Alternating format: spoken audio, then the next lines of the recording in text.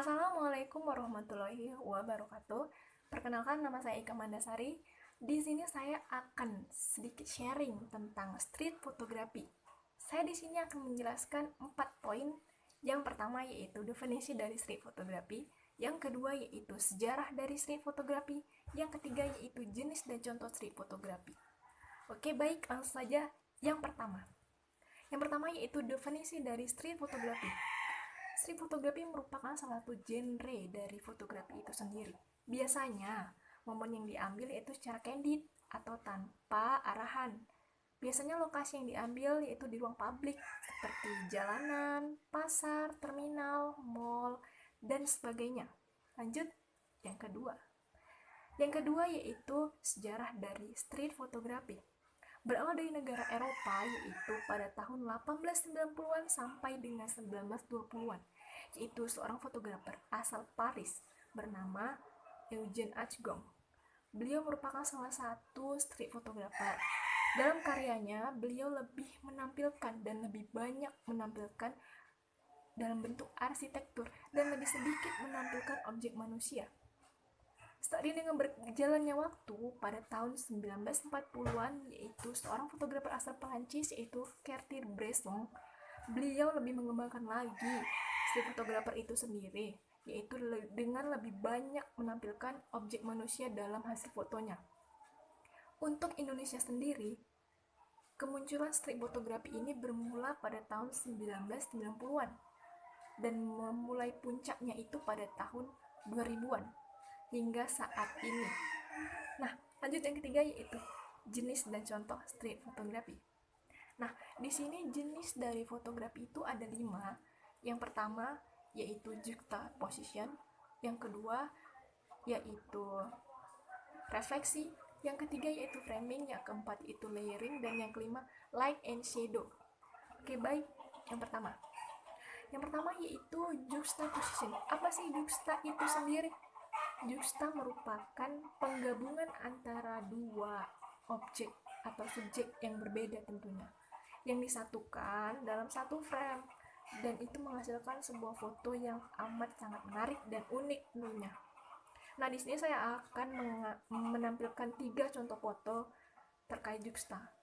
Bisa dilihat fotonya 1, 2, 3. Ini adalah contoh dari juxtaposition. Lanjut, yang kedua yaitu refleksi. Refleksi ini lebih dikenal dalam street yaitu pantulan berupa cahaya atau pantulan dari air atau genangan air.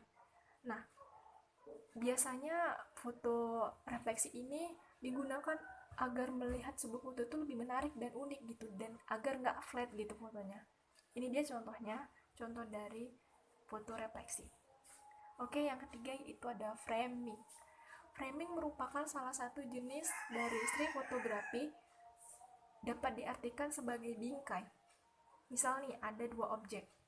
Nah, objek utama dan objek pendukung. Nah, objek pendukung yaitu sebagai pembingkai dari objek yang utama. Misalnya, contoh ini dia contoh fotonya. Di situ ada 2 orang yang bersepeda, dia dibingkai. Framingnya yaitu dia pagar yang berbentuk bulat, itu dinamakan framing. Lebih mudah mengingatnya yaitu framing itu dengan sebutan bingkai foto.